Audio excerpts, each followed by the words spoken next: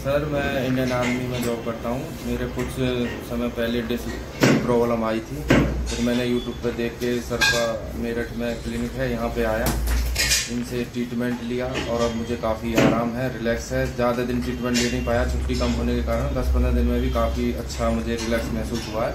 और जिस किसी भाई बंधु को डिस्क या बल्ज का किसी भी प्रकार का प्रॉब्लम है तो सर से आगे संपर्क। डॉक्टर खान सर हैं मेरठ के अंदर एक, और अच्छा सर्विस और इनका सब कुछ बढ़िया है और अच्छा रिलैक्स मिलेगा आपको। मेरे को भी मिला है, चलने फिरने में अब कोई दिक्कत नहीं है, पहले दर्द था, अब बहुत आराम है। धन्यवाद सर।